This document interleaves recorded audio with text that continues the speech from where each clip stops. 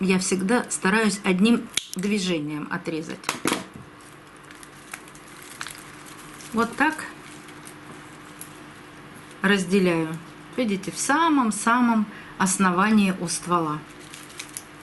Пророс прямо в торфяной стакан. А так как там бывает влажно, вполне возможно, что этот корень тоже пропал. Но у нее достаточное количество корней, и вот опять растет новый, но растет вверх, и это не очень хорошо.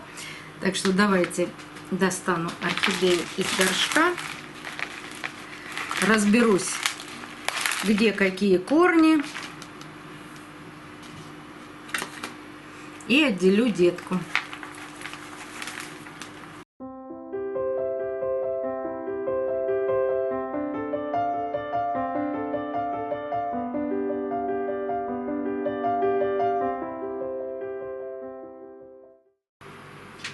Добрый день, друзья! Сегодня буду отделять детку от материнского растения, но даже и материнским растением это назвать уже нельзя. Об этой орхидее я вам рассказываю более 3,5 лет. Вот такая длинная история.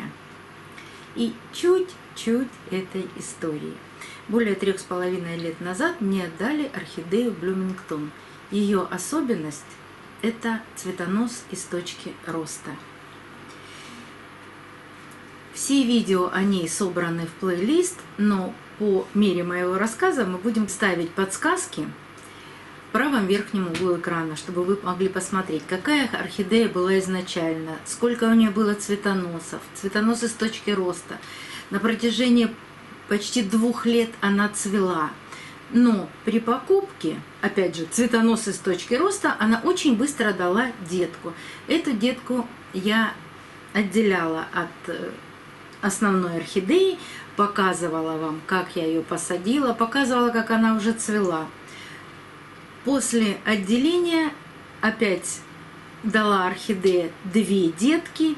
И вот здесь было 2 детки, таких 2 малюсеньких. Я даже не знала, что это детки будут. Казалось, что, может быть, она еще цветонос новый даст. Но получилось 2 детки. И одна из этих деток, я ее отделю и посажу. А вторая детка была подарена моей подписчице. Она приходила ко мне в гости, и я отрезала вот отсюда эту детку. Корни были все сверху, это было сделать очень легко, и я ей ее подарила. Надеюсь, что у нее она тоже будет расти и цвести. Орхидея Блюмингтон, она не капризная, она все время цветет, наращивает корни. Вот видите, дала 3 детки за эти 3,5 года. И вот сейчас эту детку я отделю и посажу. Но она уже тоже предназначена для одной из моих подписчиц. Я уже пообещала эту орхидею подарить. Давайте посмотрим, что в горшке. Материнское растение так хорошо растило корни, что корни росли в отверстие внизу горшка, прорастали. А теперь, конечно, на материнском растении не осталось ни одного листа, остался только вот ствол цветоноса. Видите? Это даже не ствол самой орхидеи, это так рос цветонос. Остался сухой-сухой пень, все сухие корни. Вот эти корни – это корни детки. Почему я не могу ее просто отрезать и достать? Какие-то корни проросли в грунт. Может быть, они тоже там уже испортились. Вот здесь очень хорошо видно. Вот он, торфяной стакан. И корень детки пророс прямо в торфяной стакан. А так как там бывает влажно, вполне возможно, что этот корень тоже пропал. Но у нее достаточное количество корней. И вот опять растет новый, но растет вверх, и это не очень хорошо. Так что давайте достану орхидею из горшка, разберусь, где какие корни, и отделю детку.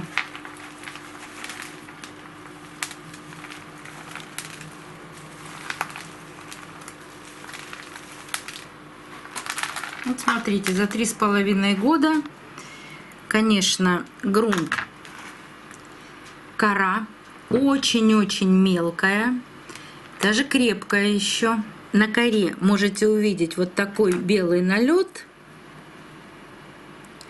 Это уже не микориза, это я поливаю орхидеи удобрением. Азотное удобрение уже даже не впитывается и остается на коре. Грунт нужно, конечно, менять. Грунт уже засоленный. Вот торфяной стакан, и он не мешал жизни орхидеи на протяжении 3,5 лет. У нас тут есть хороший плейлист про торфяные стаканы. Оставим ссылочку. Да. Теперь постараюсь разобрать этот торфяной стакан. Специально не поливала орхидею для того, чтобы вам показать, что корни просто высохшие. Когда орхидея полита, кажется, что они влажные, мокрые, скользкие. Да они просто сухие, они старые. Орхидея погибла. Погибла. Ну, материнское растение, оно без точки роста. Оно не продолжает расти, оно потихоньку отдает все свои ресурсы деткам и погибает. То есть из листьев все переходит к деткам. А вот корень, который пророс в торфяной стакан, сейчас я аккуратно убираю торфяной стакан, и мы посмотрим, что там с этим корнем. Вот он, вот его кончик. Он не растущий, но он живой. Вот, все. Вот и торфяной стакан убран.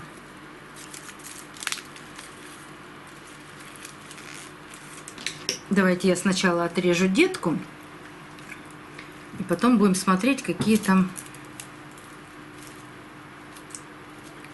корни. Детку всегда отрезаем в том месте, где она начала расти от материнского растения. Тщательно выбираем это место. Никуда не торопимся, так, чтобы у орхидеи остался небольшой кусочек ствола. Но она же тоже растит ствол. И я всегда стараюсь одним движением отрезать. Вот так разделяю. Видите, в самом-самом основании у ствола. Вот один какой-то корень так глубоко рос и был такой длинный. Вот он. Вот. Даже дорос до низа горшка. Сейчас. Вот смотрите, от материнского растения ничего не осталось, даже ни одного живого корня. А эти корни детки. Вот этот корень даже у детки сухой, долго она росла. Отрезаю, не затрагивая живую ткань. Так. Этот корень в конце плотный, здесь есть сухая часть. Мне он не очень нравится вверху, но плотный. Отрезать его не буду. Срез можно обработать перекисью водорода, толченым углем, молотой корицей. Еще можно обработать хлоргексидином.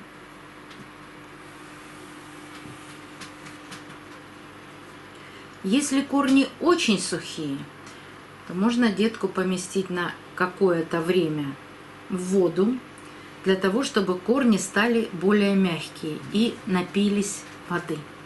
Сейчас я срез обработаю. У меня вот такой горшок. Этот горшок всего 1,2 литра.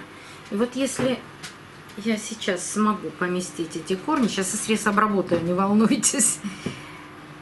Например, не замачивая корни, вот они свободно помещаются, то можно и не опускать корни в воду.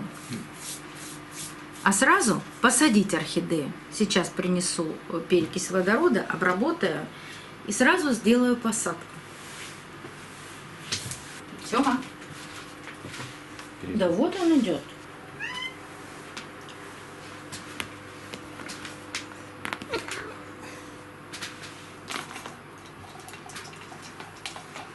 Ну, а что Сёмик, химии нет, ничего нет. Можешь приходить.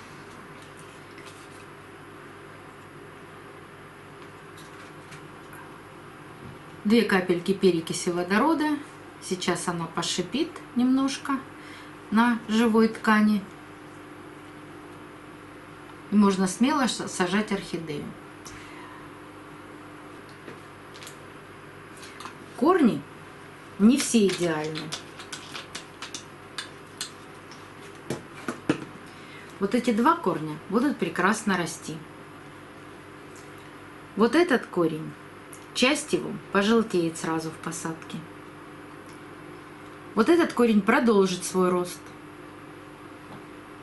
Но даже если этот пожелтеет, в верхней части может выпустить новый молодой корешок. Вы же все прекрасно знаете, что растет корень, а потом в каком-то месте выпускает еще несколько корней, и так продолжается рост.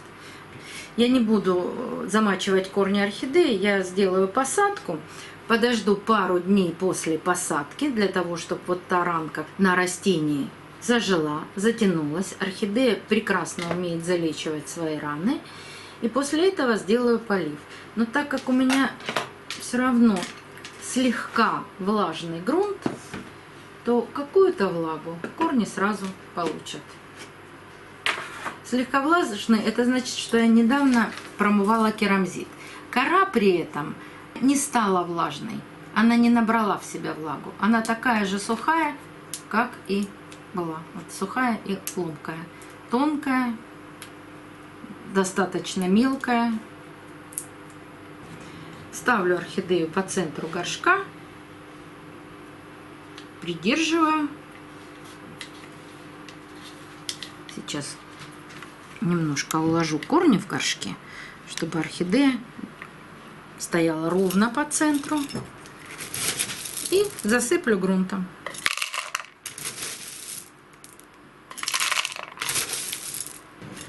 Сём, тебе нравится посадка? Все хорошо? Я все правильно делаю?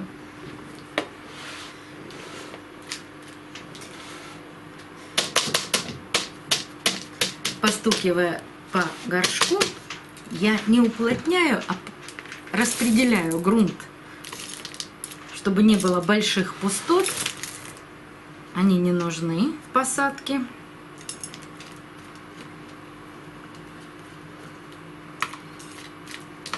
И при посадке всегда оставляю шею орхидеи открытой. Туда должен поступать воздух, чтобы шея не загнивала.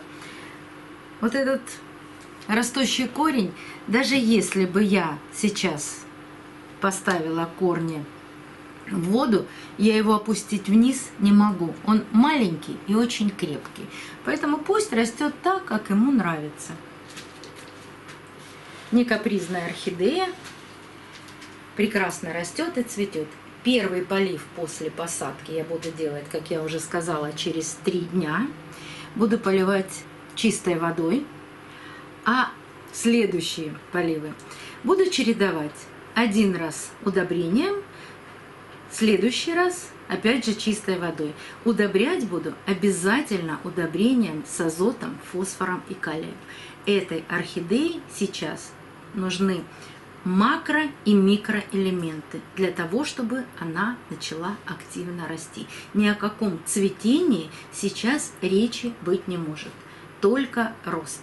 Но так как у орхидей фаленопсисов не бывает периода покоя, я ее и зимой могу поливать универсальным удобрением, удобрением с большим содержанием азота, равноценным удобрением с содержанием азота, фосфора и калия в одинаковом количестве и, конечно же, микроэлементами. И может быть весной или следующей зимой она уже зацветет.